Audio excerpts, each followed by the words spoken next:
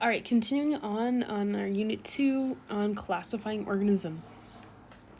So it says, in order to discuss the various factors that influence population distribution and diversity, ecologists must have a consistent method of classification to refer to various species and their relatives.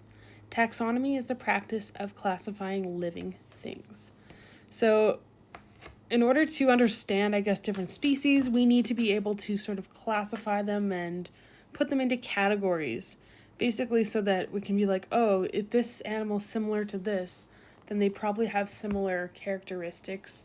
We can sort of move things around in our ideas of how we understand different species. And that whole system that they use in science to define sort of what are the different species and how are they related to one another, it's called taxonomy. So all living organisms can be classified according to their 3 domains of life. So in all of the living things that exist on Earth, we've got 3 different domains. We've got bacteria, we've got archaea, and we've got eukarya. And within all of those is every single living thing that exists on Earth, or that we've classified, at least that we know of. So we can further organize species within each domain based on their evolutionary history and characteristics. So if we look at this pyramid, we've sort of got the domain is at the bottom here. And then as we work our way up, we become more and more specific. Most organisms are classified according to something we call binomial nomenclature. And that is, their official name is a combination of their genus and species. So if you ever look up some sort of animal or plant or bacteria or anything, they're going to have these two I need to be able to spell this. I don't know if I spelled that right. But that's binomial nomenclature is made up of their genus and species. Every species living thing has a domain, a kingdom, a phylum, a class, an order, a family, a genus, and a species. But when we look up like their scientific name, we only talk about what their genus and species are. So something that's really cool is any sort of species you ever want to look up, you can Google it. Normally the Wikipedia page will come up, and the Wikipedia page should tell you what that species is. So let's see if I can look up a species. Let's look up a sunflower. I don't know why I'm thinking of sunflower, but let's look it up. So if we go onto our Wikipedia page, if I click on that, on Wikipedia, you're going to see this sidebar, and it's going to give you the scientific classification. So you see that the kingdom of sunflower is Plantae, which is plants. We've got a bunch of clades here, which aren't important, but order, family, subfamily, subtribe, tribe, genus, and then I don't know why we don't have species, because I guess this isn't as specific. That might not have been a good idea. The one that is on your paper is Homo sapiens. So let's look up that one. Homo sapien we know is this humans. We've got the kingdom, phylum, class, order, suborder, infraorder, family, subfamily, tribe, genus, species. Not all of those are what we need. We need kingdom, phylum, class, order, family, genus, species. The genus is Homo and the species is sapiens. So when we talk about our binomial name, which is right here, is Homo sapiens. So it's taking that genus and that species together to make the name. So Homo is the genus and sapiens is the species. So together, our scientific name for humans is Homo sapiens. And that's using binomial nomenclature. It's a really long word, but that's how we identify things like that. All right. Consider the classification of a bobcat, for example. What organisms is it most closely related to? So if we look at the classification of a bobcat, which is this, okay, We've got its domain, kingdom, phylum, class, order, family, genus, species. If we look within those different groups, we can actually see other things. So Eukarya is its classification for its domain.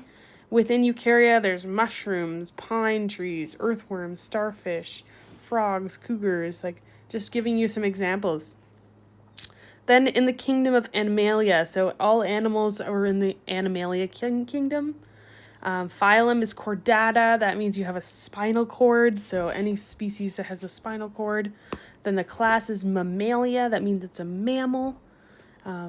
So the classification of what is a mammal. Then their order is Carnivora, which means it's a carnivore, so all carnivores would fit into that category. Its family is Felidae, so that's a feline. And then its genus is Lynx, and its species is Rufus. So within the genus of lynx, we've got lynx and bobcats, so they would be more closely related to one another. Oops. A lynx and a bobcat would be more closely related than a cougar and a lynx, for instance. Because the farther you're down on this... Oh my gosh. Oops. What did I do? The farther you are down on this list, I guess, the more related you are, right? Because if we go farther up, mushrooms, how are mushrooms related to bobcats?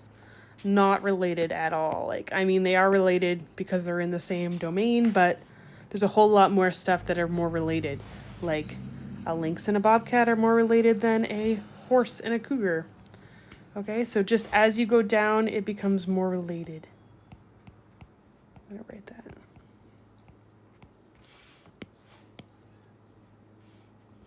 All right. So that's how classification works. There's a little video here which I'll post on the Google Classroom, or you can click on it inside of the slideshow. Then this brings us to dichotomous keys. So dichotomous keys, they are basically a thing that's created to help us identify species that are present in a particular area. And a the word die means two. So every level of this key, I guess, has two steps. So it's pretty difficult to create one of these, but if you have them already created, then it makes it easy. So how we would use this, if we looked at this flower to the left, we could look at this key to figure out what it is. So we read the first thing. The first one does it have 5 petals or 7 petals? So we look at this flower and we see, oh, it has 5. So we go to number 5, 5 petals, go to number 2. So we go to number 2. Petals are single pieces or they're deeply divided. I would say they're single pieces, right? They're not connected to one another. They're each individual petals. So we are going to say, go to number 3. They're wide round petals or they're narrow elongated petals. So I would say they are narrow elongated petals. They're not that wide, which means that flower is this. It's the Bowman's root, and it gives you the scientific name there. Okay, so this is how you use a dichotomous key.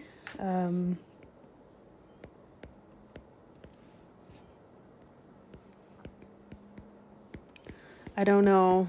It's easy to use them when you have them already made, not as easy to create them. But the main purpose here is that there's only 2 options at each level. So that's why it's a dichotomous key. You're either one thing or the other. If you try and create a key that has more than just 2 at each level, it's going to become more confusing. So dichotomous key is our best option for figuring out how to identify things. It says, try this, go outside and take a picture of 2 different trees, including a close-up of their leaves and branch patterns. Use this link to figure out what kind of tree they are. You don't have to necessarily do that. Maybe when we are back in class, we will do a little lab about this if we have time, but That's basically all we need to do for that at the moment. All right. So I'm going to stop there for now, and then we'll continue on with topic 2.